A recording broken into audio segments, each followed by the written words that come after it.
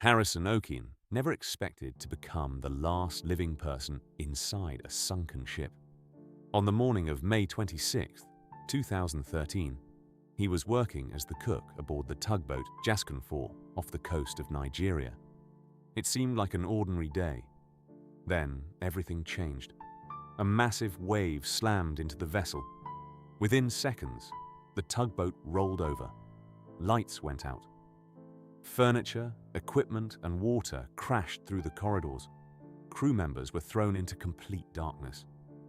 Some never had a chance to escape. Harrison fought through the freezing water, desperately searching for air. Then, in total darkness, he found something almost impossible: a small pocket of trapped air. But the nightmare had only begun. The freezing water kept rising. Every sound echoed through the wreck. The ship groaned under the pressure of the ocean. Harrison had no idea if anyone would ever find him. The ship had already sunk nearly 30 meters, 100 feet, below the surface. Above him was the Atlantic Ocean. Around him was twisted steel. No one knew he was still alive. And no one was coming to rescue him. At least, that's what everyone believed. Harrison was alive, but he was trapped inside an upside-down ship, nearly 30 meters, 100 feet, below the Atlantic Ocean. The small pocket of air was the only thing keeping him alive. Every breath mattered. The freezing seawater reached his chest. The darkness was complete. He couldn't see the walls around him. He had no watch, no phone, no idea if it was day or night. Time slowly lost all meaning. To stay alive, Harrison searched the flooded rooms. Swimming through the icy water, he found a few cans of Coca-Cola and a small amount of food left inside the wreck. It wasn't enough, but it gave him hope. He prayed over and over, asking God not to let him die in the darkness. Sometimes he thought he heard voices. Other times he heard only the ship creaking under the enormous pressure of the ocean. He called out for the other crew members. Again and again. No one answered. That was the moment Harrison finally understood. He was completely alone inside the sunken ship. The hours slowly turned into days. Harrison had no idea how long he had been trapped inside the wreck. The air felt heavier. The water was cold. His body grew weaker with every passing hour. He knew he had to stay calm.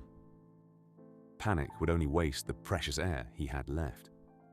He drank small amounts of Coca-Cola and ate only tiny portions of food to make his supplies last. Most of the time, he stood silently in the darkness, listening to the sound of water moving through the ship.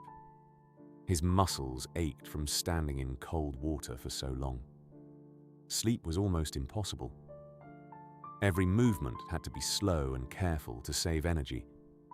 He tried not to think about the ocean above him, or the crew members who would never return home.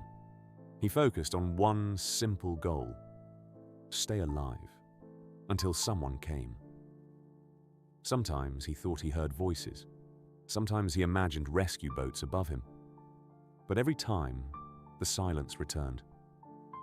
He prayed again and again, asking for one more chance to survive. By the third day, Harrison believed he might never leave the wreck alive. But far above him, a rescue team was already preparing to dive. The rescue divers entered the cold Atlantic Ocean. Their mission was not to find survivors. Everyone believed the crew of Sunken had died.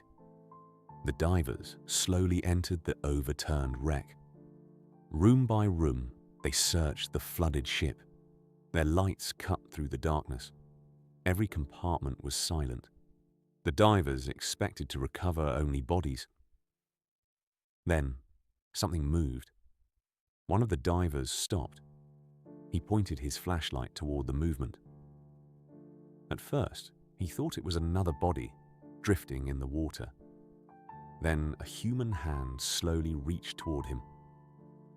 For a brief moment, everyone froze. The diver could hardly believe what he was seeing. Harrison was still alive. The diver quickly swam closer and reached for Harrison's hand. After nearly 3 days trapped inside the wreck, another human being had finally found him. It was the first sign of hope Harrison had seen in 72 hours. The impossible had just become reality. The rescue was only the beginning. Harrison could not be taken straight to the surface.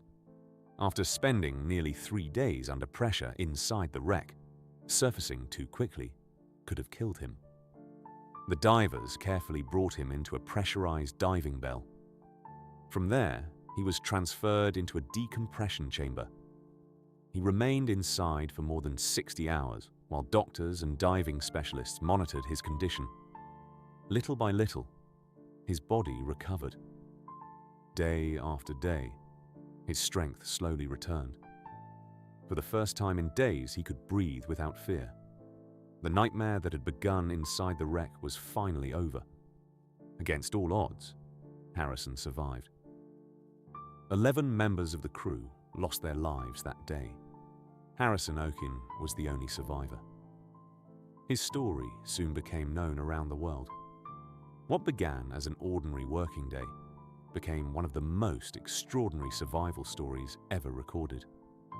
Sometimes, the difference between life and death is only a small pocket of air.